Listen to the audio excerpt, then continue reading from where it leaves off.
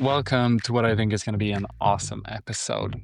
Uh, Today's episode is sponsored by Grail. If you don't know what that is, head over to grail.works to check it out. And today we're meeting Christian Guttmann. It's a really interesting discussion, this one. I think Europe stands at a very defining moment. So while AI, robotics, quantum computing, and new energy systems are rewriting the global playbook, most European leaders are still struggling with yesterday's map in a sense. I think incremental change feels safe, but in a time where all of these technologies converge, safety is perhaps the greatest risk of all. Christian Guttmann is a fantastic voice to speak about this. He bridges a lot of worlds. He's a PhD within AI. He's a global executive turned startup founder, investor. He's lived and worked in Silicon Valley, in Europe, and he really understands kind of the intersection where technology meets strategy. So this was to me, a really interesting episode. Let's go. Christian Guttmann, welcome. One of the things that really interests me with your role is that you're kind of a hybrid player in the AI space, and I'm really looking forward to speaking to you because you have a super deep academic background in AI with PhDs from way back when AI wasn't the Gen AI that we know today. You're within the startup and kind of investor scene, and you've been in that scene in Silicon Valley as well and in the US. And you've been part of global leadership roles. So you've seen kind of all of the phases of AI. Can you tell us a little bit, how come you ended up in this space and what's kind of interested you there? Yeah, the space of AI is very fascinating, has always been very fascinating from my young age. When I started programming AI systems, I was 13, 14. My first systems were doing intelligent databases and searches and so on. So very fascinated, also basically inspired by sci-fi, science fiction, everything from Star Trek and Knight Rider and those types of movies, which many in the community, in the AI community in the early days, I think were very inspired by having an intelligent system that you could interact with, that would be your companion, that could give advice, that is smart and has an awareness about the world. So that really brought me into it, and that has been sort of my line. First, initially, really just understanding it, and that's why research attracted me a lot, because it's a systematic way of understanding how the world works and how you can build and engineer AI systems. And then over the last 15, 20 years, more and more into, okay, how does it impact the world? How does it shape society? How do you create value? How does it give real business impact and value to individuals? So that's really what is a red line that threads through all those experiences that I had. And coming back now to Europe from the States, what are the kind of big differences in mindsets around AI, do you feel? I guess 2 or 3 of the main differences is that the Americans have been part of that game for a very long time. They have invested and have been building companies back in the days, everything from Hewlett-Packard to Microsoft in the 70s, 80s, during which Europe was not developing as fast in the space. And there might be historical reasons for that, but we haven't been part of that initial root movement, if you want to call it that. Even though we had pioneers like Turing and others, but unfortunately, we sort of were moving away from that initial part. And then, of course, with an exponential development in the computer industry by large, we are now not quite on par, which we see in a practical sense with all the tools and the services that we currently buy. And there we have the biggies that come out of the US. So that's one. Another one is, I think, the US American culture is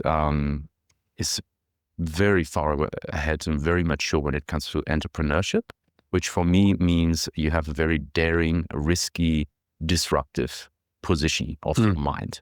You think you can build big things with big impact, and therefore you deserve to have a big investment. That's sort of the mindset that I've experienced from entrepreneurs, investors, and I had so many discussions also in the Valley as to why the Valley is what it is today. So in that sense, that's certainly a very unique feature and a development that the Americans have built up. I think that's sort of probably the two main ones. It's the risk and the openness to innovation. I think that's a big difference. And it's interesting because we when we record this, it's just a day or two after they released this year's Nobel Prizes, and this year's prize for economics goes to, I haven't fully understood it to be completely transparent, but the disruptive innovations, right? What do you know about that? Yeah, it's, I think, creative destruction. Creative destruction, that's Yes. right, yeah. And yes, so in fact, I have been myself, and my approach towards innovation has been shaped by,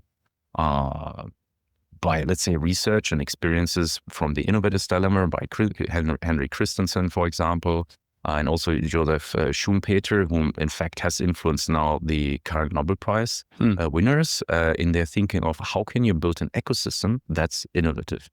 And Joseph Schumpeter, for example, basically suggested, we need a creative destruction. We need to remove the old in order to make space for the new.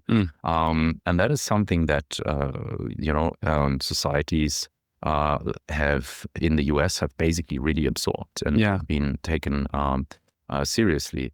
One could say that in Europe, we have a bit more of the attitude of keeping the status quo. So to keep stability, basically. Yeah.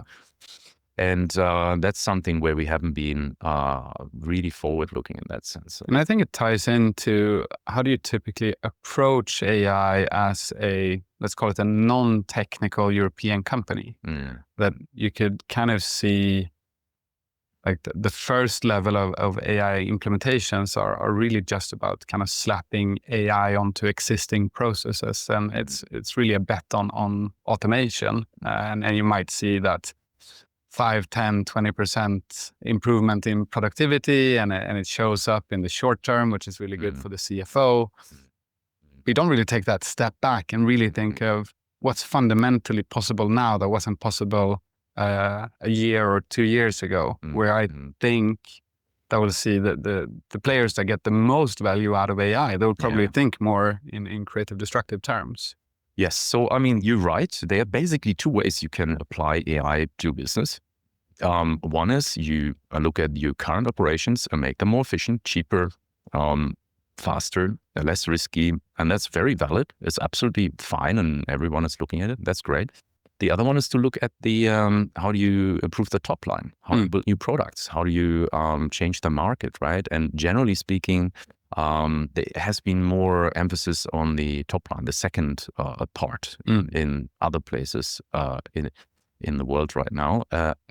So that's one. However, I mean, speaking of all the strength and the momentum we are building up in Europe, we have, and I believe we are now entering a more industrial AI space, which means the absorption of AI. And I think it is perfectly fine to start with internal optimizations, making sure that you don't forget what you can do on the external side. And then, of course, many businesses in Europe have a certain core product. They have a certain core offering, and focusing on that as being your core business and improving the product quality, the speed at which you develop it, makes perfect sense. So that's fine. And I think, and even Joseph Schumpeter suggested, and many of the Nobel Prize winners now also, that startups are essential to the ecosystem. So we need to give those new startups in Europe also space to grow. Not too many rules to follow, to be honest. Of course, there has to be regulation. It needs to be all well organized. But there needs to be also enough breathing space because we see an exodus of startups to the US, and that is not something we want to see more of here. No, it's interesting. So if we look at the Swedish example of Lovable, for example, they obviously get $200 million from an Silicon Valley investment fund, Excel. And obviously they'll start to recruit a lot of US talent, put more operations there, even though I don't know the specifics. They might keep the head office in Stockholm, but... Yeah, exactly. So yes, it's true. And I think just to be honest and factual, it's also true that Lovable and many Swedish companies are in fact American companies. right? In what way? Because they're registered in Delaware, their headquarters are in Delaware. So which makes them technically American companies. And I don't want to. It's just fantastic, right? I met Anton, so thumbs up, good for great for doing it. Obviously, we have other fantastic entrepreneurs like Daniel Ek and Klana Sebastian and others, right? But let's also be honest, just factual, right? We would want to. The decisions that were made also by the investors is to register and move to the US, which is a very natural way of looking at what are the best living conditions for a company. So if the answer is US or another place in the world or in Europe, then that's the answer, right? Which only means to me is that we have to have better living conditions in Europe, in Sweden, for companies to stay here. And how much of that is like regulation? How much of that is access to capital, to talent? Yeah, I think one big part is just we need one big market in Europe. If you have that, we have solved a lot, in my humble opinion, which is, in very practical terms, you have a business registered in Sweden or in Lisbon or in Zurich, and that business can operate. Switzerland is of course not the EU, but that business can operate across Europe. It doesn't have to go through hurdles in every country to, register again, get certifications, licenses, regulatory frameworks. So that's one. And also for talent movement, right? As it stands, if you are getting a visa in the Netherlands, you cannot move to another country quickly. So that's certainly something that's something that we can really improve on. Of course, the other part to some extent is also the investment, the ticket sizes. When Lovable got 200 million now, that's exceptional. That would be an exceptional investment for a European VC fund. These are big numbers. I speak to many VCs. Some of them say money isn't everything, but it's certainly a useful ingredient, of success. And but I think we would do all of us a big service by creating one bigger European market, both for investment, both for operations, and for deployment of products. Basically, go to market. This is very important. If you've been listening to this podcast for some time, you know what I think about AI. I'm deeply excited about it, but I also see companies struggle with it. And you know that I think it's not primarily due to technical reasons. Compared to previous revolutions, let's call it the internet wave, part of why we struggled initially was that, well, the infrastructure wasn't built out. We didn't have online credit card payments and whatnot. But the difference with AI is that the infrastructure is already here. The technology is so much more capable than we actually use it right now. And the problem for most C-suites that I talk to, CEOs and senior managers, is that they know about the importance of AI, but they can't seem to get to that position where they truly understand how is AI making me fundamentally more competitive. I understand that it can save costs, hours here and there, increase some productivity number, but how do I distinguish myself on my market? Like the ones that truly survived the digitalization era wasn't a bookstore that got a website. It was the Amazons of the world. So where you truly find the transformation of what we do today and how can we unlock things, serve customers that we never could, do innovations that weren't ever before practical, that type of innovation. The primary problem that I see, in all honesty, is that the C-suite, you don't really understand the technology, and not understanding the technology for the sake of understanding the technology, but for the sake of having a strategic discussion. So that's why I started Grail. I stand right smack dab in the middle of I understand the technology, I understand strategy and execution. And bringing these two together is what we do at Grail. So if you understand that this is something that needs to happen, then we should talk. Thing is, slots for this spring is already filling up. Grail has been in the works for some time, so I've already have engagement for the spring. But what I'm looking for is that one CEO in each market that truly wants to make a dent in the universe. So if you're that guy or that girl, please head over to Grail.works and let's talk. I know you speak a lot towards investor groups, towards C-suite type audience. what are the kind of main things that you think that especially European or Northern European CEOs or investors are kind of missing around AI? I think one aspect that also struck me as perhaps something that certainly is remarkable from a cultural perspective is the technology knowledge that's expected from a business leader in the US. I speak in general terms, right? Yeah. But I think it is very beneficial for a leader, a CEO, or at least a C-suite and the board to have a very technologically business savvy expert. Yeah. Because I mean, I myself have experienced it heavily being a vice president at a large enterprise AI company in the US, for example. The expectation of me to lead hundreds of my employees is one thing. The business executive function of building close relationships to customers is another. But for me to also have a very clear understanding of how the technology works is extremely important, because otherwise it will become so intangible to know what the technology can do, where its limitations are. Yeah. What can you do? What can you not do? How fast is it?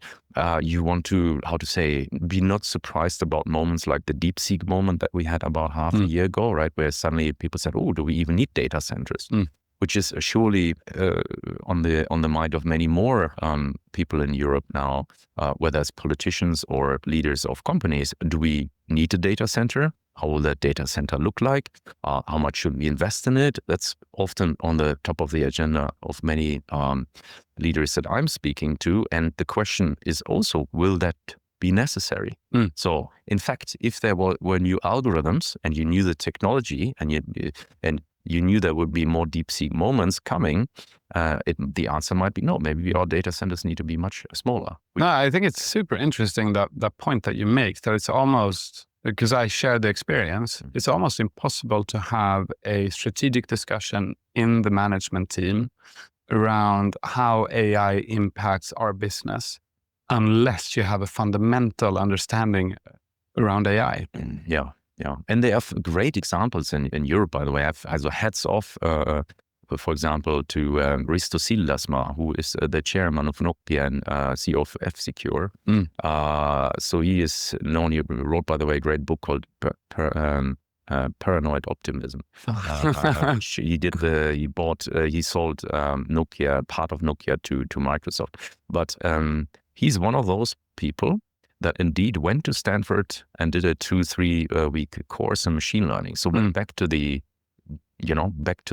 school bench, so to say, and learned AI from scratch. So I think that's a really important attitude to understand what the technology can do. And when you look back our heritage in Europe, when you look at the Siemens or Ericsson or other old companies, the founders were engineers, they were technologists, they were scientists, and that's where the deep knowledge came from, where they were able to build products which were superior, competitive, and by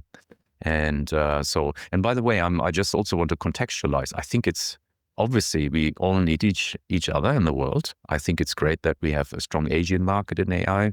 We have a strong American market in AI. But both of those parties will also benefit of Europe being very strong. So I'm not saying, that for me, it's more like let's say a friendly but very rigorous competition in which we want to be at the very forefront. We want to run really hard here to make sure that we are also at the forefront, and we can have and share our voice and set the tone and set the speed. And I've spoken to multiple people on this podcast on what are really the hurdles for European AI to become better than it is. And there are multiple opinions ranging from regulatory, access to capital, or not necessarily access to capital, but very fragmented capitals. None of the really big bets that you have in the US. Access to data was a big one. What is your kind of view on how come we aren't better at developing the kind of foundational models here in Europe? So a couple of points here. I think one, we have, and I would point to some companies that have made some very extraordinary and great investments. They built the European ecosystem, for example, ASML, right? One of the big players that in fact are supplying the NVIDIAs and other microchip producers with their technology. That is European, it's a Dutch company, and they have made an investment in Mistral, which is a great sign of it being a European investment. It's a very unusual investment also for ASML, which is, let's say, a little bit more conservative, right? So there's some good things happening here. I think overall, I would like to speak more of the many positive things, because I think momentum is building up. But if you look at how certain things are still maybe could be better, let's put it this way, it is the concentration of capital and the risk appetite, also the knowledge and the experience. Again, there are many examples of family businesses in Europe which have made big investments, but maybe they're not big enough, and not enough, let's say, classic family businesses are investing more. So examples are Schwarz in Germany, Wallenberg in Sweden, obviously great investments. But many family businesses of that caliber still invest in, let's say, brick and mortar. That's how they build their fortune. It is something, it's much more predictable. And it's very understandable too. It's a little bit, if I may simplify it a little bit, it's a little bit more on the Warren Buffett style investment, which is perfectly reasonable. Obviously, Warren Buffett did really well. But of course, that's something where I would like to see more investments in. And that also requires investors to be educated about what these new technologies can do. Yeah, because they face the fundamental same problem as the CEO does. Unless they understand the potential, they won't see the potential. Exactly right, exactly right. And another thing I want to say, and I haven't concluded that thought yet, but what I'm seeing also with the US and with Europe, it's obviously a game of mathematical game of probability. So there is a tendency for Americans to really pick the winners and give them far more. They're doubling down on the winners. And ideas similar to those of Amazon or others, there were hundreds of companies of similar style. But of course, many of them weren't successful. And that means many very unsuccessful entrepreneurs have a much harder life now in the US.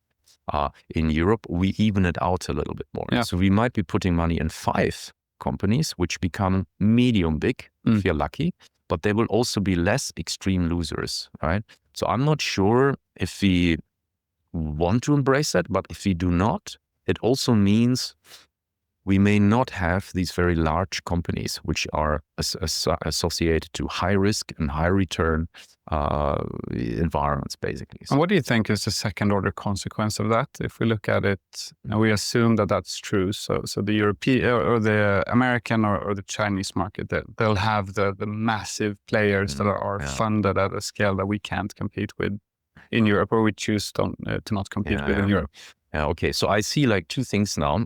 So one, many speak of a sort of AI bubble now. It's a very, interesting topic that many people speak about, because obviously the valuations of some of the big companies are huge. Question is, will the trailing PE, price earnings ratio in the future continue to grow? Meaning, will the Magnificent 7 and other AI companies continue to basically double every year, which is massive, right? It's already trillions of dollars the companies are worth. Yeah. If they continue to grow that way, we are speaking of companies that are massive 20, 30 trillion, right? I think the likelihood, there will be something happening in the next 1 or 2 years. That's number one. If they do succeed, then it will, of course, be a very, very superior, huge companies having a massive influence on everyone else. I mean, in some sense, you will then have companies which, like BMW or Siemens or Ericsson, which will be very cheap in comparison. They could either be gobbled up or they could be very controlled by it. I mean, this is a little bit like now thinking ahead. If you continue with massive growth, that will be long-term consequences. The other one is, of course, like an AI bubble.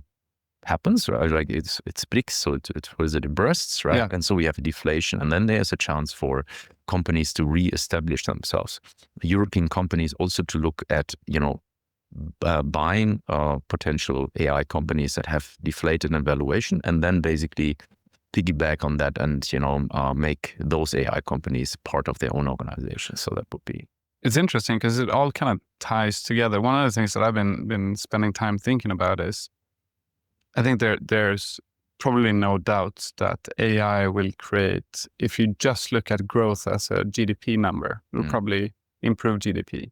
And we can talk about robotics and such as well in the future or further along in the podcast. But the question is also distribution of that wealth. Like, how do we ensure? Because I don't think that we really want to build towards a world where we just continue to concentrate wealth in the top 0.1%. It's typically not good for a society. But that's kind of what I get from your extrapolation of the question of like these mega giants, they just continue and they gobble up the BMWs of the world and all of that. Do you think that's a likely future, and what can we do to kind of? And when you say top 1% concentration, you mean individuals or companies or both? Well, if you look at Elon Musk, it's fundamentally the same, right? Yeah. And what was the question again? How I see this being? Like, is there an alternate route where we can get benefit of all of the growth and the economic potential within AI without necessarily just defaulting into a economic concentration of power? It's a big question. Yeah, isn't it? But it's also very relevant. Yeah. Like, okay, so I'll give you my 2 cents on it, and then we can go from there. So I think the choice in terms of how we implement, because this podcast fundamentally is targeted towards leaders in businesses that are not probably AI businesses. I think we have a choice right now in how we look at what do we actually do with AI. So if we only limit what we see because we have limited education or insight or technical training or whatever in AI's potential, so we slap on AI onto legacy processes and we aim for 5 to 20% improvement of some type of EBITDA number, productivity number. Yeah. And then we kind of call it good. Yeah.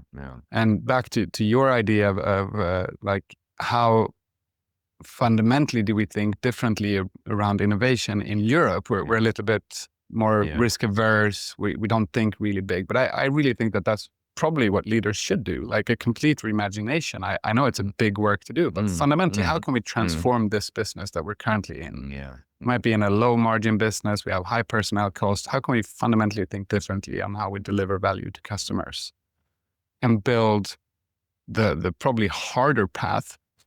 But to me, that would enable more companies to fundamentally, you don't have to be the infrastructure builder to really capture a lot of the value in kind of the distributed way of European companies, right? So I think the choice is really down to all of the leaders and all of the companies. Like, you really need to think about this now. And what's dangerous is, like, it's a fast game, and we have a tendency to not understand exponential curves. Like, all of a sudden, you'll have competitors that are outcompeting you on price, outcompeting you on speed, outcompeting you on quality, all at the same time. For sure. And that's kind of dangerous. And they'll just start popping up and like they're building now while you're kind of deliberating where's the ROI. Yes, 100%. And I think, so a couple of thoughts go to my mind. So one is, when you look back of how technology was adopted and how it changed industries, .com was a good example. When the internet became prolific, it were people like Jeff Bezos and others that understood that becoming and using the technology of the internet did not mean you're a standard legacy company and you have a website and now you're part of the business, you're done. Yeah. That's not how you transform. That's not how you reap the benefits of a new technology.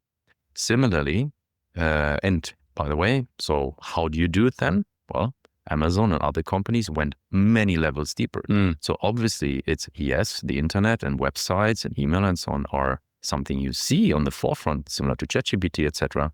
But what you really need to think about is supply chains. You need to think about talent. You need to think about go-to-market strategies.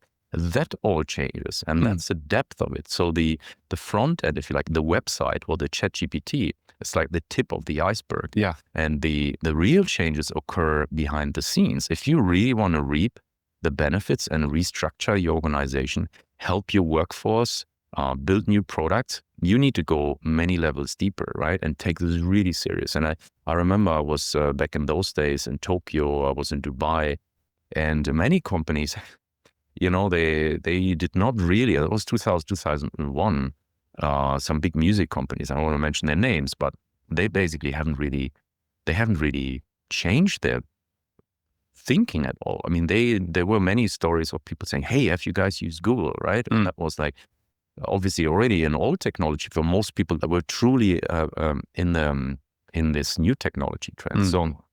So I think it is extremely important to see how you move beyond the tip of the iceberg and start thinking what structures are changing. And similar now with the LLMs and with ChatGPT and so on. Yes, you can look at your existing workflows and processes in your organization as an example, and then pepper a little bit of AI on it.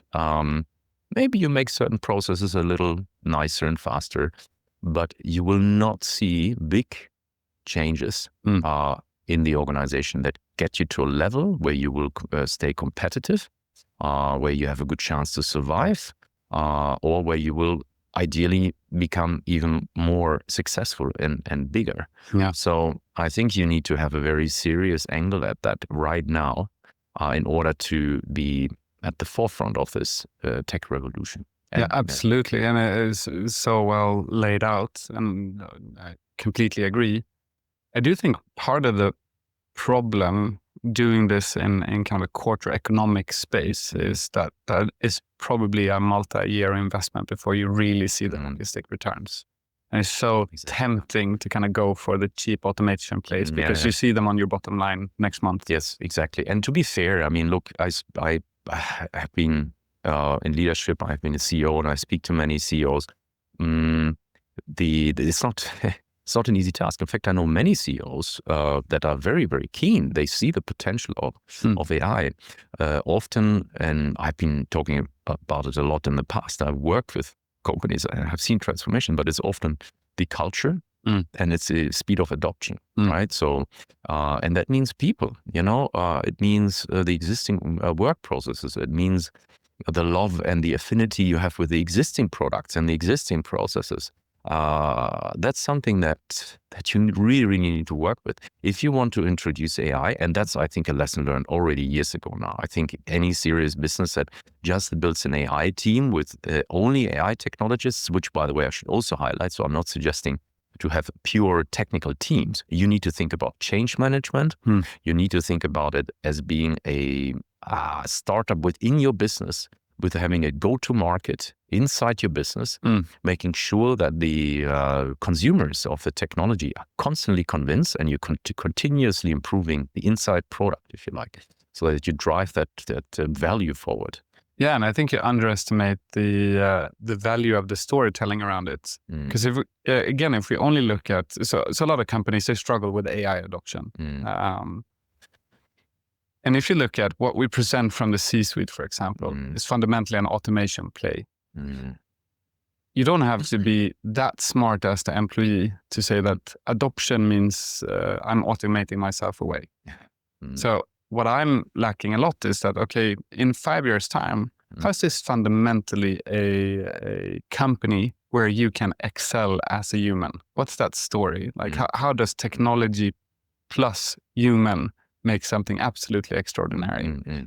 And those type of visionaries, I'm like, those stories, I'm not hearing them. No, and that's exactly the point. Like, in my mind, it's not about, I don't think people will lose their job unless they don't change at all and they want to stay precisely where they are and do exactly what they have done the last 10 years. That's always a dangerous move, right? But I think what makes a lot of sense to me is no doubt that if you, what happens is you can become 5 times more productive, or let's just say 100% more productive. That's already a humongous change. 20% more productive is a lot. But the difference is, okay, you do certain tasks today as an employee or in any function you can imagine, and now you have a new tool, new processes and your productivity should become much faster. So you have basically, I don't like these superlatives, but it is a little bit like a super worker, right? Someone who is able to produce code much faster. Someone who is able to do the pre-screening of customers much faster. Someone who, from an HR perspective, can screen, onboard new employees much more efficient, right? So you increase the quality, just as with other technologies that we had in the past, whether it's the internet or electricity. Yes, of course, immediately you might think, oh, wow, like these types of jobs will disappear. Yes, in their original form, they might disappear, but the transition into a new type of work is what you really should aim for. And I think that's really the responsibility for leadership and for the board and for the company, really, to look at that aspect. And I agree, if some companies talk about it, I'm not sure. It's a little bit, if I may say, a little bit distracting. If some companies say, hey, we don't employ any more people, we have a whole lot of AIs doing the work for you. It's a little bit distracting, may partially be the case. But I think more important is, how do you integrate it? How do you make it a harmonic interplay between the humans that have unique skills and the AI that has other skills that basically acts as a magnifier of all the skills that the human has. Yeah, 100%. And I think from the humane perspective, it's not only about you can be twice as productive. It's also, how can we ensure that you have a working environment where what you do on a daily basis is fundamentally something that you enjoy doing. Like you're being more creative, you're being more in contact with other humans. And how do we, when we break roles up to tasks, how do we think about, what tasks do I fundamentally don't enjoy today? Let's focus on getting those to the machines. And the things that I do love, I think it's so funny, like a year ago or so, it went around on LinkedIn. Like I was expecting when the kind of machines took over, that they would do the taking off of the dishes and doing the cleaning, and I do the creative work. And we're kind of in the opposite right now. A lot of the creative work of the writing and the kind of strategy processes and whatever, we delegate those to AI, but we still do the dishes, right? And I think it's kind of up to all of us to think about, okay, what will my work look like in 5 years? Because I think there's like tremendous agency, not only in the C-suite, but also on the employee level. Like when we think about redesigning how our team works, do we want to automate everything so that, say that we're in a sales team, for example, we want to automate everything so that we never have to meet another human again. So all the sales process is automated, all the onboarding is automated, all customer success is just chatbots everywhere. Or do we do the opposite things? We automate everything so we can spend as much time as possible in front of the customer. Exactly. I'm totally with you. I think the human element and the human condition should be celebrated and leveraged here, right? So with the event of AI, it means, number one, what are we really good at? What do we really enjoy? How can we improve and increase the human connection? I think that's where our strength lies. I can say personally, some people, I remember they were surprised when I say this, but I certainly prefer face-to-face meetings, especially in the beginning, whether it's an investment case or whether it's partners that I meet. It's so important to meet someone 3D and real. You can read the room. You can connect to people in a very different way. You can move a little bit, right? You're not looking at the screen and be forced to not move, and it's a very unnatural environment. It's not the environment where you build trust with someone, where you can read someone else. All these elements are super important. And also you mentioned the enjoyment of your work, right? Like for years when I did my PhD back at Monash in Australia, it was at the Faculty of IT and the Faculty of Medicine. So we built back then a whole lot of tools which would make the GP, so the physicians, life easier. So that what they do enjoy is a connection with the patient. They want to do their work. They want to test them, touch them, move, they want to smile to them. And what has increased over the last couple of years is the time you spend on the computer in order to enter all the data about that patient, right? More requirements. And of course, here we see some companies, here in Sweden, we have Tandem, for example, right? To automate exactly these types of, let's say, more tedious, boring processes, right? So Tandem just shortly, you probably know, right? But they are taking all the notes in a discussion with the patient, and then put that into the journal in proper formatting with all the coding and so on. So naturally saves you a lot of time. Yeah, it's a real winner, and there's a couple of other companies like that. And I love that type of innovation where you can fundamentally think about what couldn't we do 2-3 years ago. That's possible now. And I think those types of innovation will be the real winners. Yeah, and this is another very interesting point. Like when I'm speaking, especially with startups and innovation labs, when you are talking to customers, one way is to ask them what they need. That's of course important, and it shows traction and interaction with the clients and customers and employees. But the other one is you need to invent on their behalf. Yeah. Because you are now having a technology where people in their mind have almost put a blind spot on, because you think, well, that's not possible. Clearly, that's not possible, because if we were to automate that or make it faster, you would need like 1 million people. Yeah, you don't exactly. have 1 million people to do that. So therefore, you can't do it. So you have all sorts of these blind spots where you suddenly, this knot is unknotted by using new technology, because you can do it super fast. And that's not, it's just our nature, right? It's hard to remove blind spots in your vision, right? No, but I think you make an excellent point, and to any like management team listening here, I think a really good conversation in the management team is that, okay, if we look at the way that we deliver value to our customers, if we assumed that we had infinite amount of people, what would we do to delight our customers? I think that's a great way to finding this type of innovation. That's a good question. Yeah. And it's kind of tangible in that sense. And I did it actually for myself just a couple of weeks ago, but more in the experiment. If I had unlimited staff roles around me, what would they do to make my life more delightful? And then out of that came actually 3 agents. That was like super simple to implement. It's an easy way of kind of understanding and framing the problem. Yeah. No, it was very, very good. And I have recently I do a lot of hands-on work too. So it's not just a strategy and leadership for me, but I'm doing a whole lot of hands-on implementations, which is even easier now, when it comes both to, building agents or building quantum algorithms, right? I'm very much into this. And I built myself basically a health clinic, with agents. So I'm a bit of a health nerd, a health engineer, looking at my blood values and microbiome and a whole sort of data sets, connecting it with public data sources, for example. And I have different agents, which are my experts. And they talk to each other and provide me with the latest advice and guidance on how I should live a healthy life. Right? So that's something that I have been building also with the thought, well, okay, I can go to a longevity clinic or some specialized health clinic. It takes a lot of time. Yeah. Arguably the doctors, even if they are the best, they can still not absorb all the papers and knowledge around the world. So yeah, now I have a team of 15 agents that provide me with the latest advice based on my specific data and background and all the outside data. So for example, weather, pollen, all that information, right, also influences. And it brings up a secondary point where I think there's a blind spot in the C-suites. So we assume that our customers will kind of stay the same that they are. So if you look at a health clinic, they kind of assume that patients will be patients, but you're changing your patient behavior. 100%. And I think that's going to happen as well for all of the customers. Yeah. So I've been in the software as a service business forever. Fundamentally building software as we know it, is that the right play?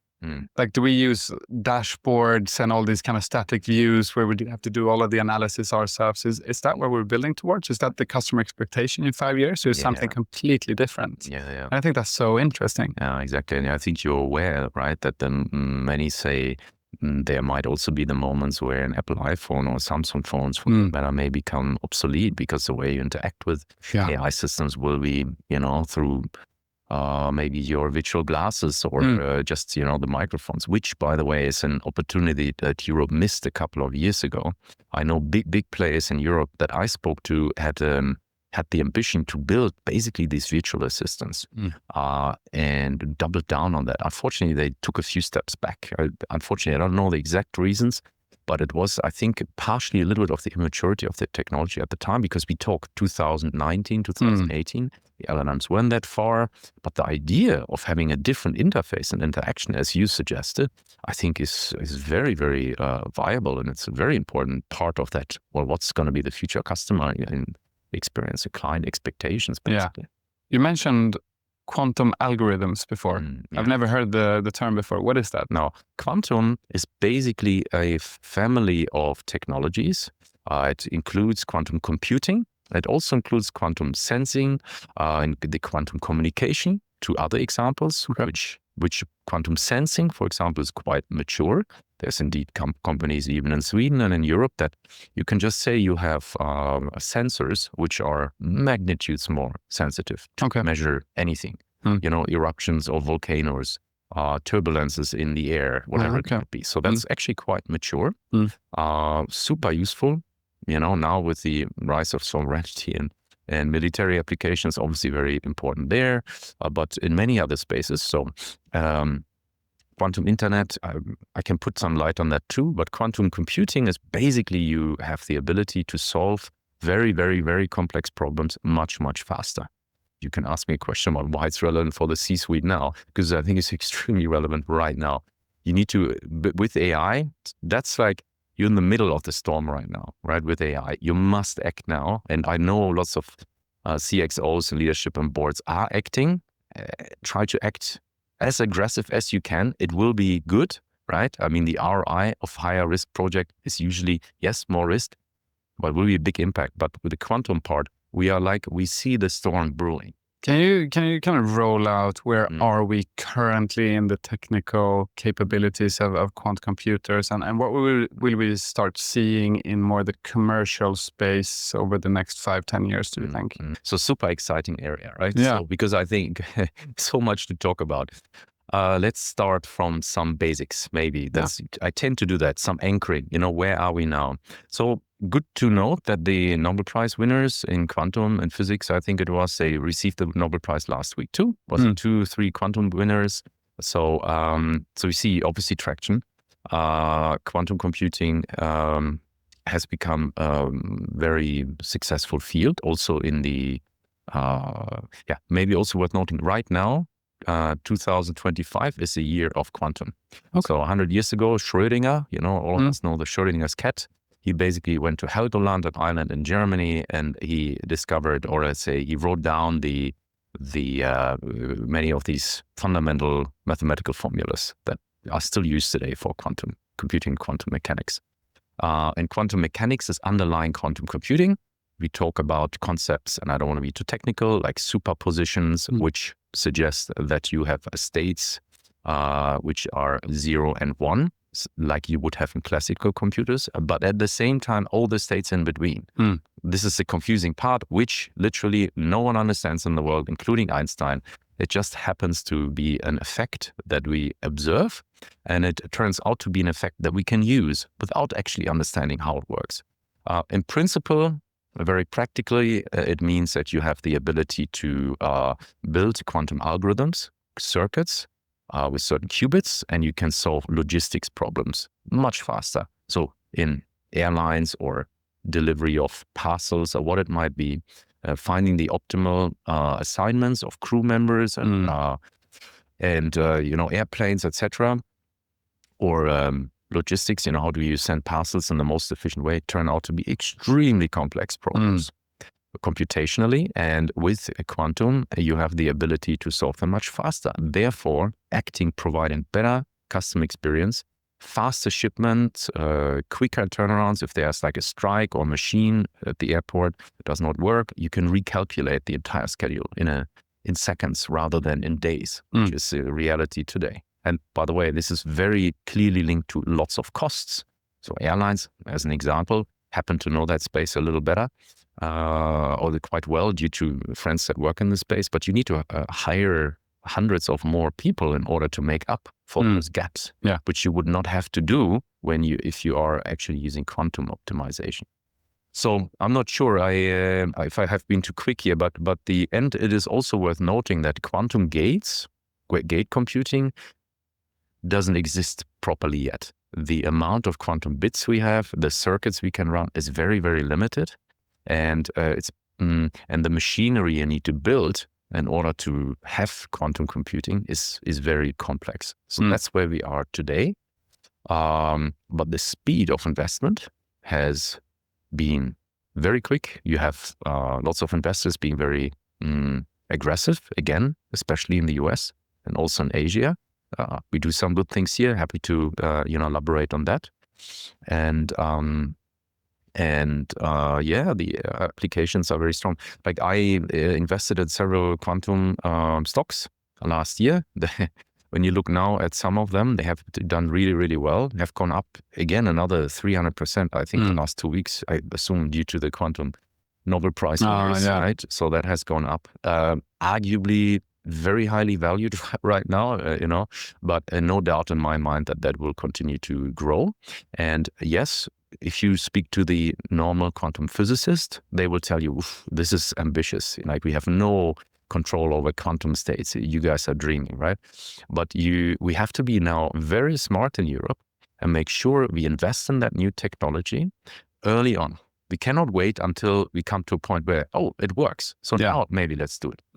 That's too late. Like in 5 years, in 10 years, when the thing is settled, and we know that it works, we should not then think, we should have invested back in 2025. No, now's the time. But it's interesting also, now that I got to think about it when you were talking, we have a bunch of different really big technological shifts on the horizon. So obviously we've talked a lot about AI, we've talked now about quantum computing, you have stuff in the energy space, you have stuff in robotics. And if you just roll this out from the European perspective, if we're going to act the same way, all throughout all of these technical revolutions, and we have a society that's fundamentally completely different in 20 years. There's robots doing everything with energy is just abundant. But all of the foundational technology is not made in Europe.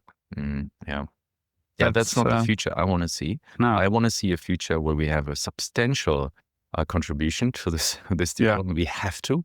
I believe, and I think many others of the big players in the world believe that Europe has a value to add to the world.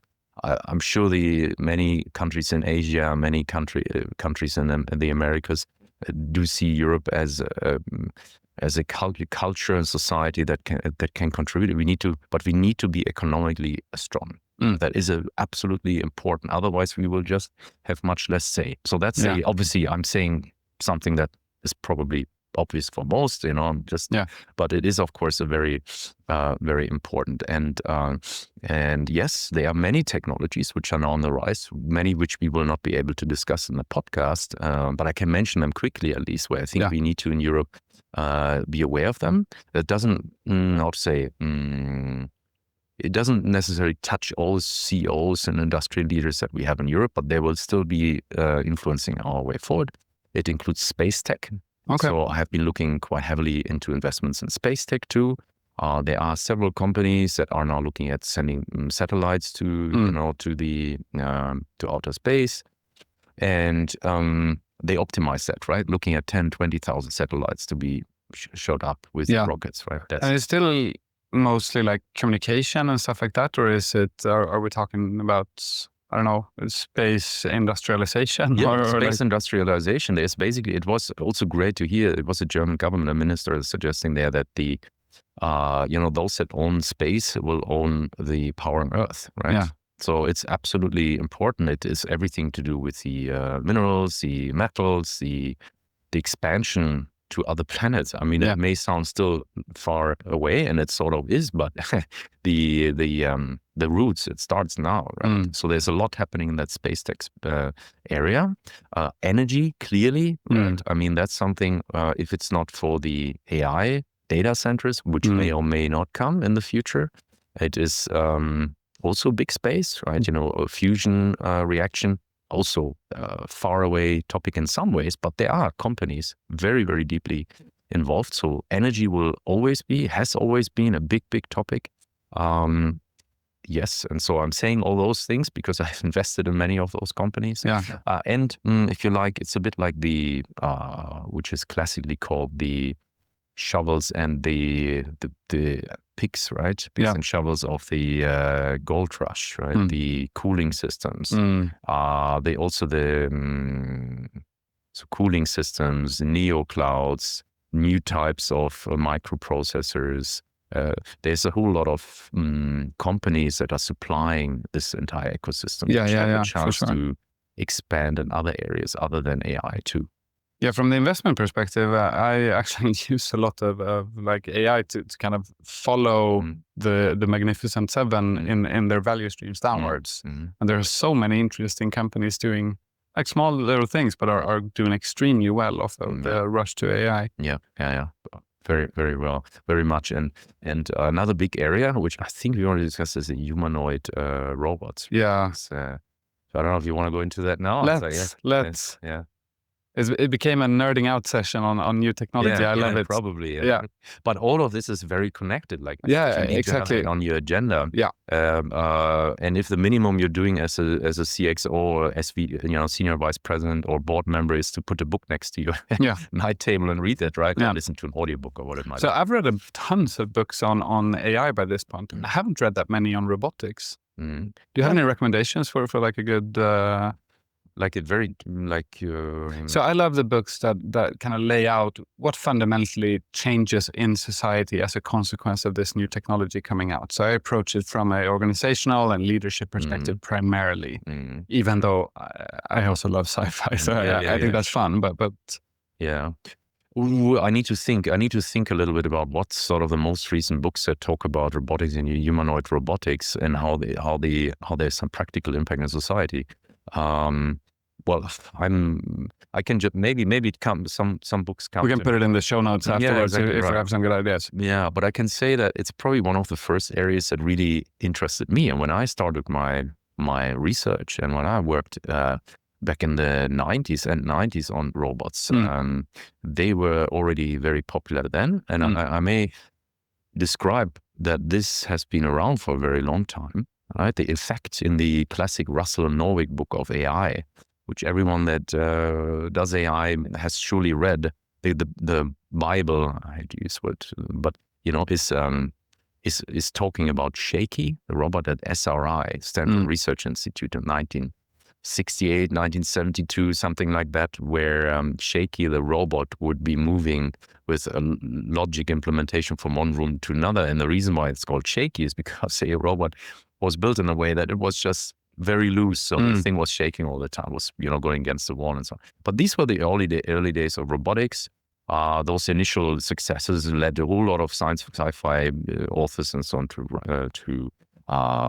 write more about it. Then the end 90s, I worked with Sony iBot robots, which were robotic dogs. And also Honda built Asimov, which are humanoid robots back in the end 90s, which had the ambition to play soccer. And there's something called the RoboCup, by cup, not cop, which is that these robots would play soccer against other teams of robots. And the ambition is by 2050, they would win against the best human soccer team, right? That's the ambition. And this grand challenge has been around since about 1996. People like Manuela Veloso, who works in fact now at JP Morgan, and Hirano Kitano initiated that back in those days. And it's still very ongoing. So you can imagine, it sounds like play and fun, but the idea is that you have these robots being completely autonomous and independent. They have their own world perception. You have to control their arms and their robotics, and they have sensors, LiDAR, perception sensors and so on.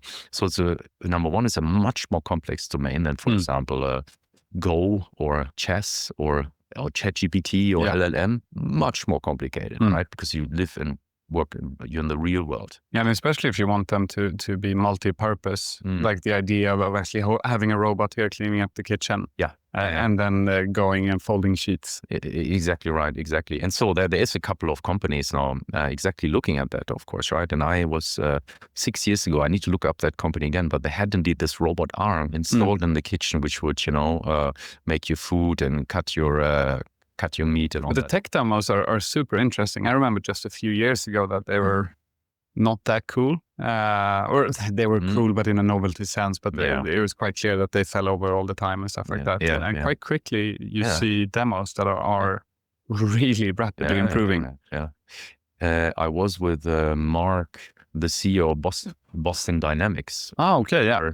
We were Mark Rybert. We were both given an AI award in Dubai a couple of years back, and so we were having several sessions. I asked him, obviously the robots made a lot of waves on YouTube and so on, right? And how much AI they are using and how they see the future. And he said that some people associate these robots with sort of military applications, but really where they are used mostly and where he has sold them is to industrial domains, right? More like robotic floors and those industrial companies. So, so we had a very interesting discussion on that topic. And of course, robots there's a big trend in China now where robots are developed for children. So, this whole idea that you can, kids already talk to their dolls and their teddy bears in the past, but now they talk back. Yeah. So you have that whole industry now emerging. Which is super interesting if you also add a bunch of science in like how do we learn better and like it's not just the entertainment and the doom scrolling that we teach them through the iPads, but actually we fundamentally stimulate them to learn more and explore the world and have that type of relationship to the robots. Yeah, exactly. If you're a betting man, at what year do we actually have the kind of multi-purpose, make my life easy robot walking around here? Okay, I mean a robot that does all different things in the household. Or you might have 2-3 robots, but like fundamentally, when do I stop changing the sheets and doing the dishes? Yeah, I would say in about 3 to 5 years. That close? That's pretty. Like it's both like super exhilarating, but also super frightening in terms of, again, job displacement, the real change. Because I do think we have a little bit of a tendency to think about what are future-proof jobs, and we think about electricians and plumbers and whatnot, that they're not really that impacted by AI right now. But guess what? You have the robot revolution coming right after it. It's fair enough. I mean, you want to categorize, right? Like if you have certain still critical things, it may not be like still hairdressers, plumbers, might be a little bit more complex. But if you talk about normal household chores, like possibly 80% of those could be covered by a robot in 3 to 5 years. Pretty sure. Everything from bed sheets and cleaning and all that stuff, putting the dishes in the dishwasher, all that thing. I think that will be very, very feasible. And then moving to the next technological space, we also have like biohacking and medicine exploration and what are they called? Alpha gene? What? No. The gene folding thing. That AlphaFold. AlphaFold, DeepMind. Yeah, for sure. Yeah, huge area, life science. I love this area. I'm also here at the Karolinska Institute, of course. So what to say here? Like we are having a tremendous amount of data. It includes genetic data, microbiome data, blood results, you name it. And at the same time, we also have more and more knowledge, more nature publications coming out, right? So more and more scientific knowledge. So combining it and start to personalize that has been an ambition of that life science space for at least 20 or 30 years, right? So now we come closer and closer to making that actually possible because we have the compute, we have the models, we have the ability to start making drugs faster and potentially also adapt these drugs to who you are as an individual. So there is many startups we have here. We have startups that are in Europe and in the US, and they focus on exactly these types of things.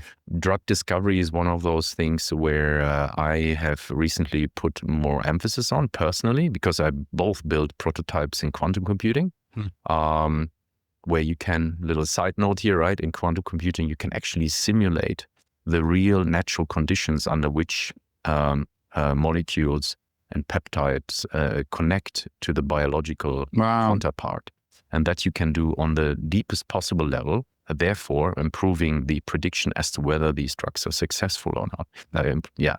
As opposed to the classic way, even DeepMind and AI, right, or AlphaFold, they do it in a certain classical way. They use all the data that has ever been created in the space, and then they try to predict and create. But it's not true simulation. No, Is that what you're saying? It's like old data. Let's say, well, old is like past data, and it gives you less flexibility. Like if you face new situations, you can't. But if you do those simulations, which are, by the way, extremely complex, massively complex, you can only really simulate certain parts. But when you do that, you simulate things on one of the deepest possible level, and that gives you huge prediction power. That value is enormous.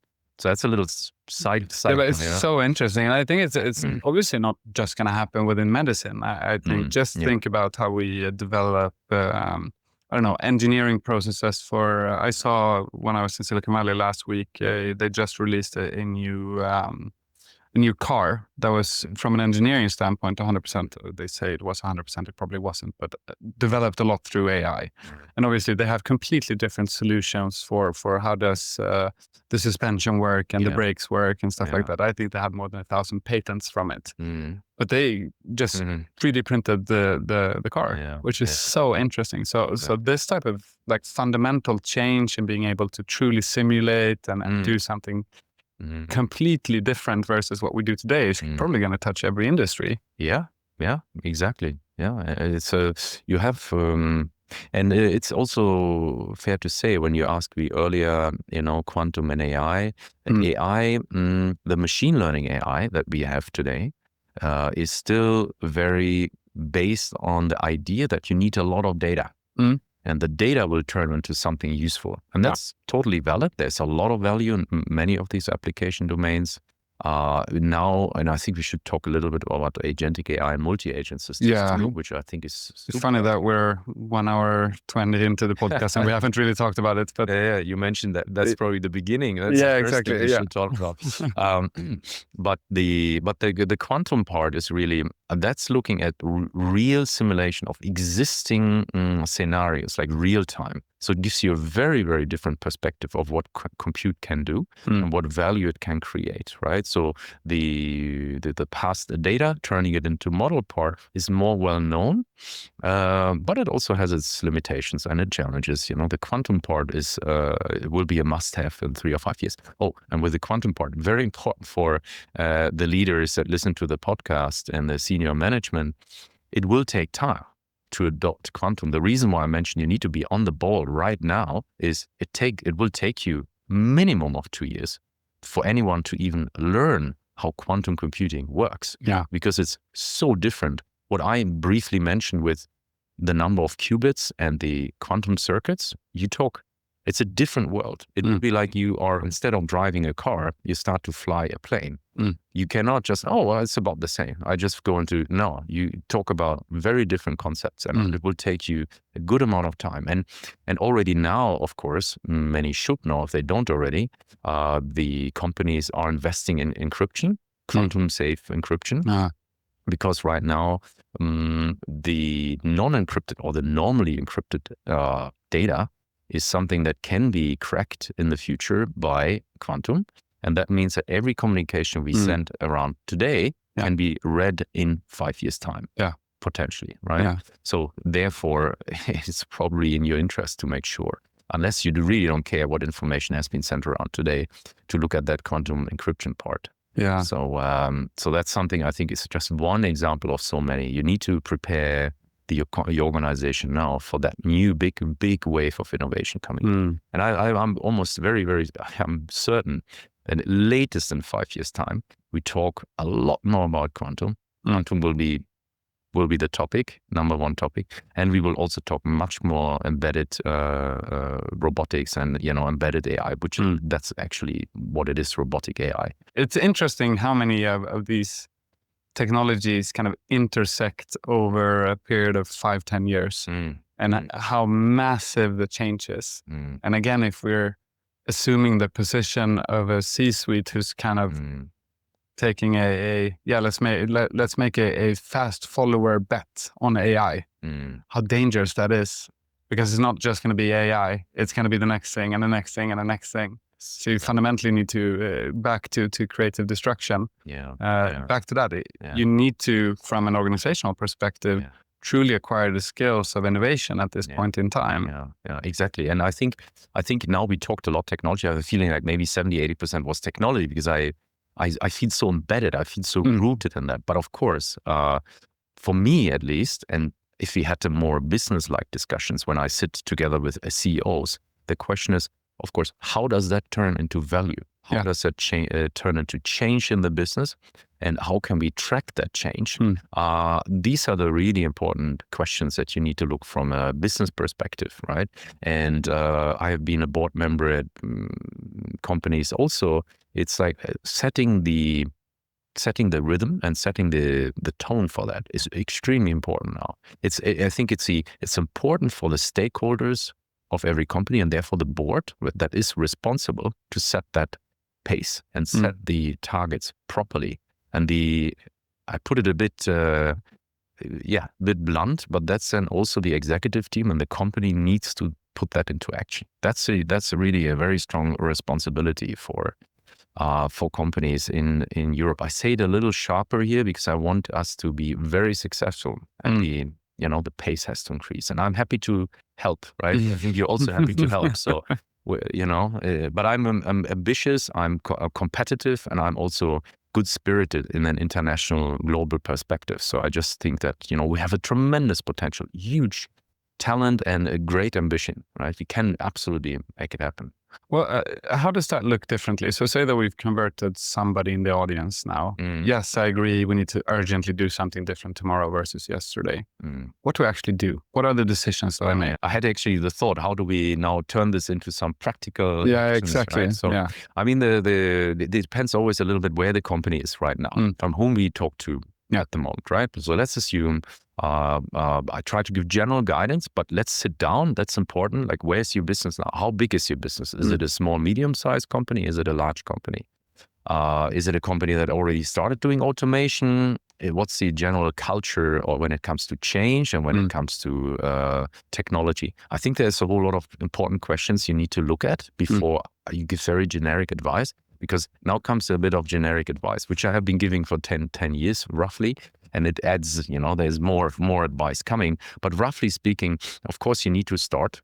Ideally, you start with use cases in your company which are not too ambitious, but they need to be very meaningful for you, the company. So it's not like, we change big things. It needs to be something where you start, where you show the benefit, so that you get the people on board. You need to build a momentum. I think that's key. And people need to see the traction. I think that's very important. I think you also want to celebrate successes and the individuals that take risks. You want risk takers. You want a bit of the mavericks, right, to make these types of changes possible. And that's important. You also need backing of the leadership. Very important. I mean, so many projects in the early days I have seen where people with great ambition have tried, and their efforts haven't been, let's say, properly recognized. That's not good. Leadership is responsible to make sure that those are presented and celebrated, right? So that's a starting point. It's very important to have a business-savvy technologist, which has a pragmatic attitude in the leadership team, so that they can give proper advice, which is a trusted voice in these discussions to move the company forward. And I advise in practical terms, often CEOs, CXOs, to sit down with these people and have plenty of lunches and coffees to have these exchanges and see how you can turn that into action, into practical use cases. So that's on that level. So you argue for a business-savvy technologist to move into a more central position of power. Yeah, I think the opposite is probably equally true as well, that you need from the non-technologist brain be more interested in technology. You need to make that leap now, because the future is so shaped by it. So it's not going to be enough by just having the understanding of the economics or the sales or the marketing or whatever basis you have. Exactly. And I've recently, let's say, entertained the thought and suggested to companies in a pharmaceutical space they tend to be a bit more conservative, right? And naturally so. It's a long-term business. Drug development takes 15, 20 years and very risky, etc. So how do you get AI into that company. And if you had an AI expert going into the space, you will start seeing some incompatibility because the leadership in classical pharmaceutical spaces are usually people that did the PhD in biochemistry. Yeah, and so exactly. on, right? Yeah. And so I can totally understand. And I've been in these discussions where they look at this AI expert, PhD in AI, let's say, and these two worlds are clashing. And now you're meant to be giving that person, an AI person, much more mandate and power to change the organization. There's question on can I guide that person? Can I give that person some advice because I'm in a different space? And the other way around, how much can I trust them? Because what that person talks about, CNNs and machine learning, whoa, this is so my suggestion there would be in practical terms, can you think of a double head position as we have also like co-CEOs type environments, right?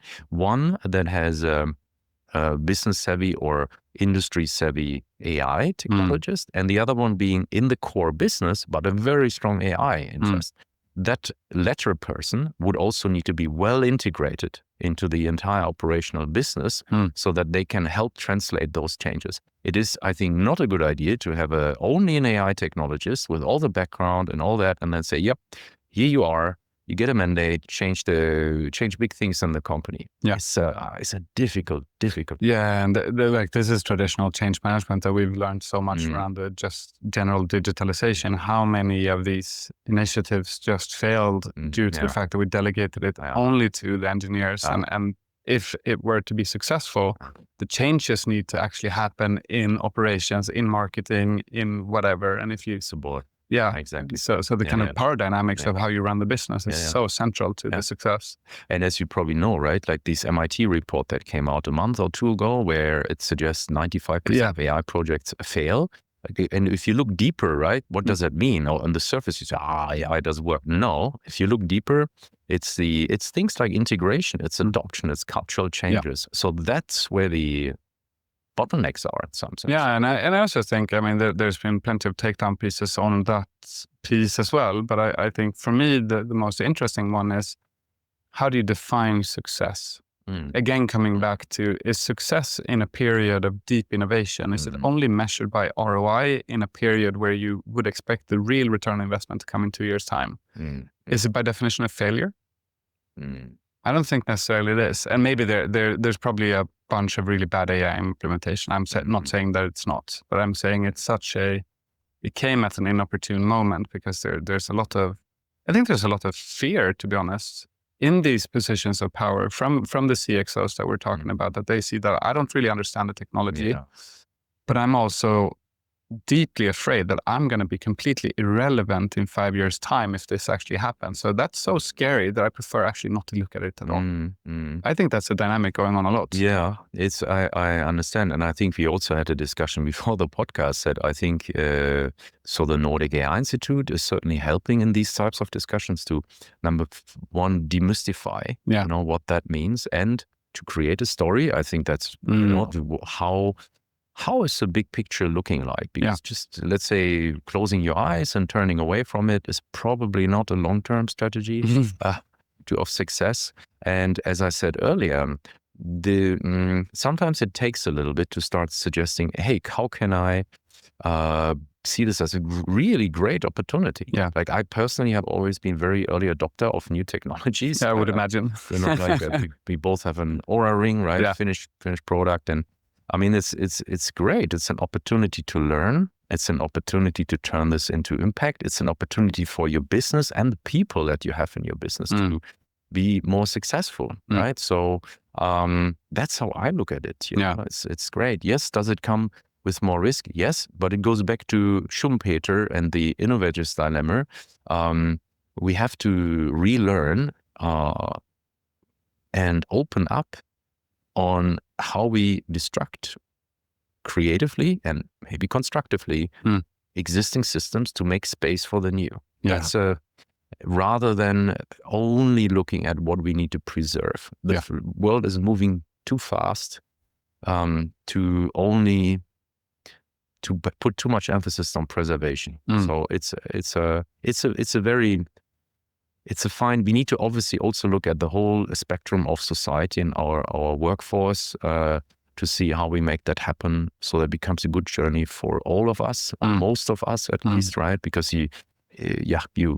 there's obviously many different players and stakeholders in society, which we need to take care of. Yeah, absolutely.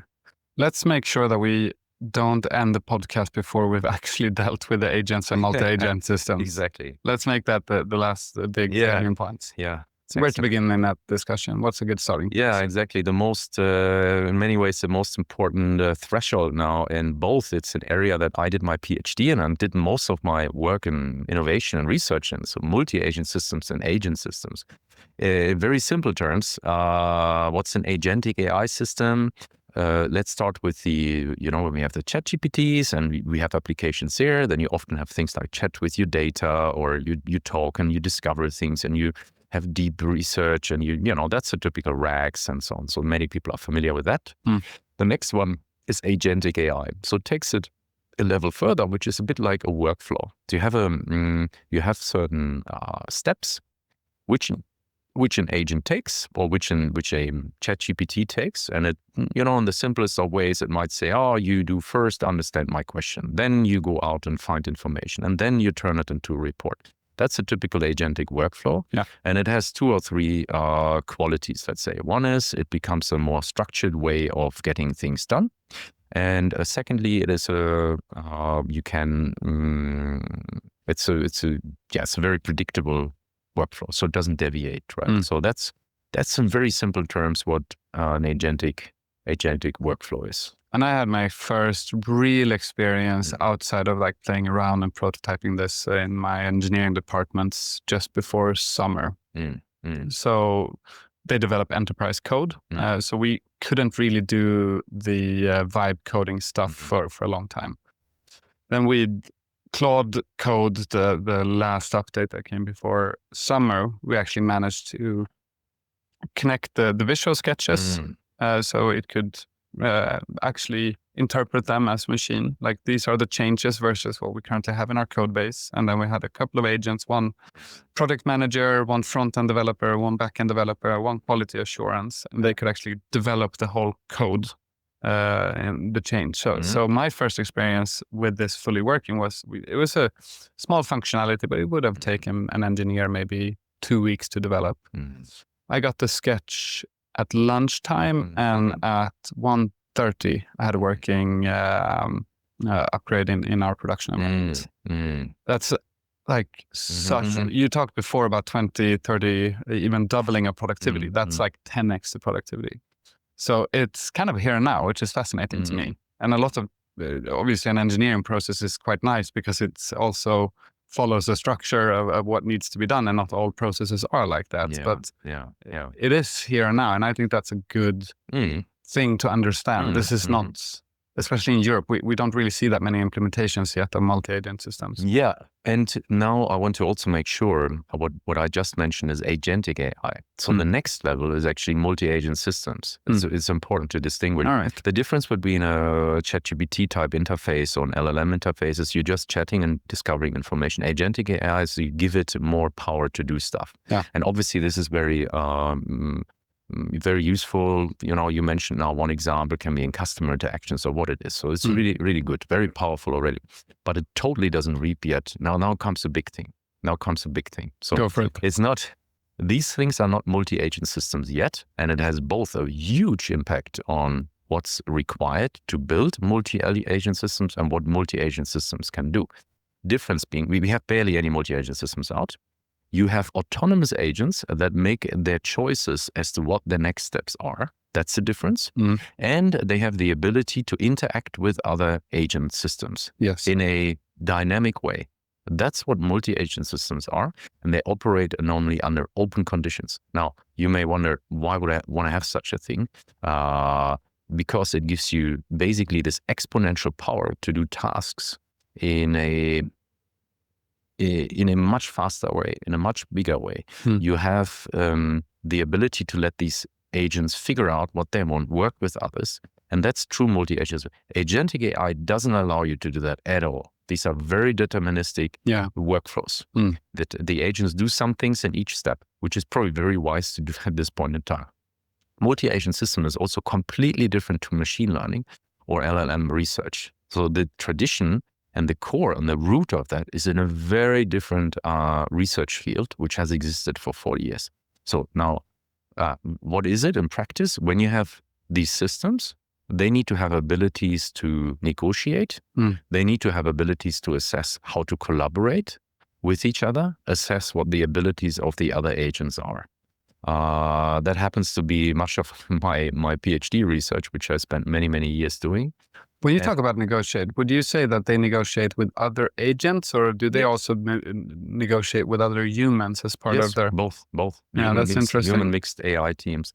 And you can use it classically. People like Nick Jennings, Woolrich back in the 90s have built systems for example, hotel bookings and travel bookings and so on, right? So here, a classical example, you have an agent which might work for an agency, and they go out and negotiate rates with hotels, with airlines, right? So how do you do this negotiation process? And that's very non-trivial. Like there is, or like, let's say, has very little to do with classic machine learning and data science. This has to do with things like Pareto optimality, Nash equilibria. You enter a space of AI, which is so far very underutilized. So, and which only means it's a fantastic opportunity. In fact, we now in Europe have a chance to move into that space and own that space of multi-agent systems. The big two questions you want to ask yourself: when do agents compete with each other? When do they collaborate with each other? Both having huge impacts on what value you get out of it. Can you double click down on what that means? I'm not 100% sure that I followed. Like, what's the distinction between compete and collaborate, and how that kind of it's super great. I love it. It's my second chapter of my PhD thesis, and probably what's mostly discussed, and it distinguishes the entire multi-agent community. So in competing environments, you have agents that have limited resources and need to find ways of negotiating how they can have more of those resources. So fundamentally a zero-sum game. Can be, doesn't have to be, but basically these agents would negotiate how much they would want to have of something and how much they can offer. And, you know, they are in environments where some might just have much less and others have more resources. And so it's like a, zero sum. It's environments where, you know, Nash equilibria negotiation principles come in. Coalition questions, you know, how do you have the right coalitions of players or like agents that you succeed together with? You need to assess how good they are, etc. So that's already super complex. And Vincent Konitzer, Andreas Sandholm from Finland, these are very big players in this space. They have, by the way, also built big companies in the automated trading space already 15 years ago, very, very successful in the US. So that's one. The other one, collaboration, is people like Professor Milind Tambe, who is also part of the Nordic AI Institute, for example, has published papers and applied this in the real world, where he looks at flexible teamwork. You deal with uncertainties. You have, for example, if we were to collaborate with each other, there's still a lot of unclarities. Like, I don't know if you were to play soccer, how good are your skills? You need to form a model about how good you are, what you can do, how we would complement each other as a team, right? So that's collaboration. We might have no competing aspect between ourselves. We just want to win the game. We just want to win the soccer game. So our primary goal would be just to start learning how we can communicate on the field with limited communication skills. We need to learn how good we are. And Milind, for example, applied that at the Los Angeles airport for security spots that he chose. But I don't know, does that make it a bit clearer? Like competition versus collaboration. Collaboration is in environments where you would fully work as a team. There's nothing where you have limited resources, but you're dealing more with how can you make the best of the team, where you have individual agents that are fully autonomous. One agent does not have access to the knowledge of another agent. And or the view of that other agent. They are fully autonomous, so they need to talk to each other. So if you had robots on Mars solving problems, building a space station, they need to, and they will have limited communication. Robots will have different types of capabilities, and they need to basically, but they're in the same team. I think like what I'm not sure I 100% understand, but what's going on in my mind is it would be so interesting if you follow any complex task of a manager.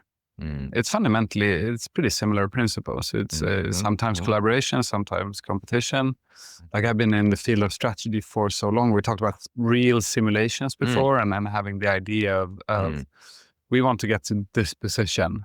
And can we truly just simulate all the permutations of how we act, what we release, how the competitors react, and what we need then in terms of marketing messaging and what we need to do in engineering in order to make that happen, and making this really, really elaborate kind of simulations play out as a basis for every everyday decision. That's kind of interesting, because like these are going to be just available if you have pay the right licenses and whatnot.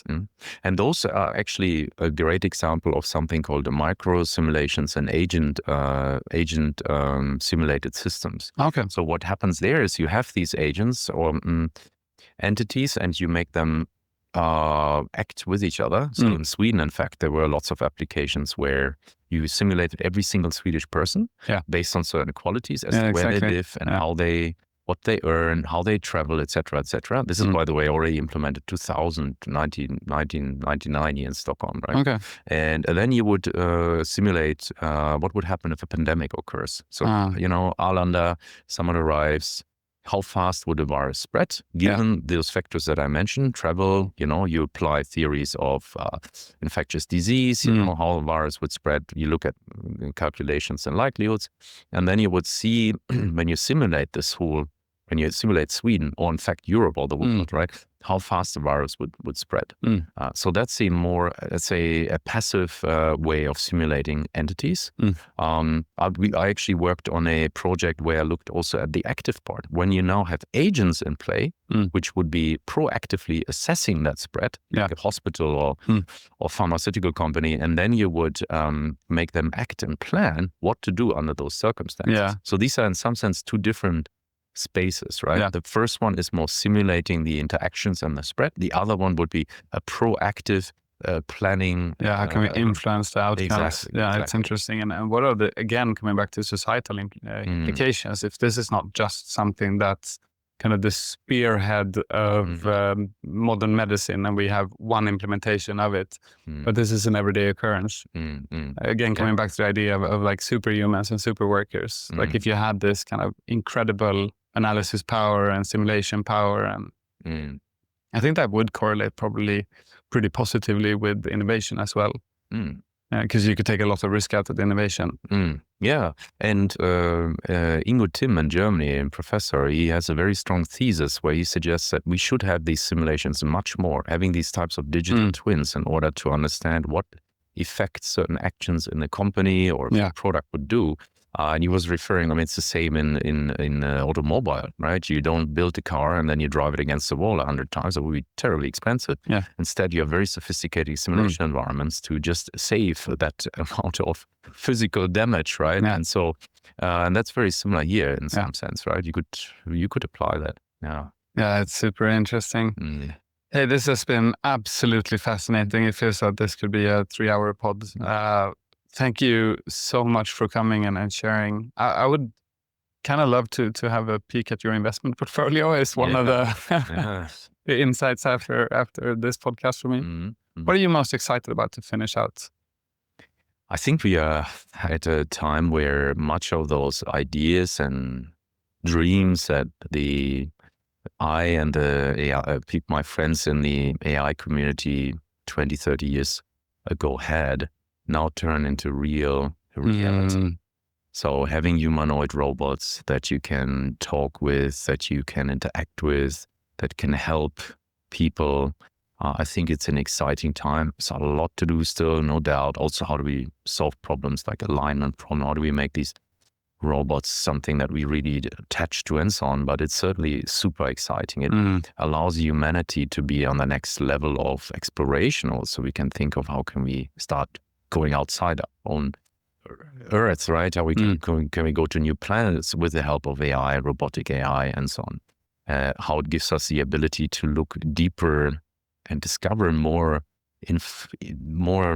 things about the world we can learn. And perhaps a third one that makes me very excited, I'm very confident that AI has the ability to bring out more of that human condition and the human quality out of us. Meaning that we connect better.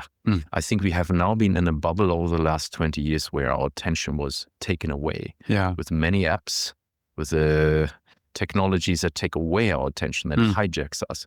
I think we have a chance now to go back and connect on a human level, therefore bringing out that beautiful combination of an AI-powered / human element in the future society and business. So. Yeah, I completely agree with that last point. It's interesting how fundamentally a technological shift has, at least for me personally, forced me to think so deeply about the core of my humanity.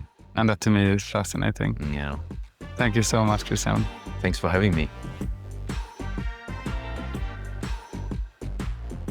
And there, we're at the end of the episode.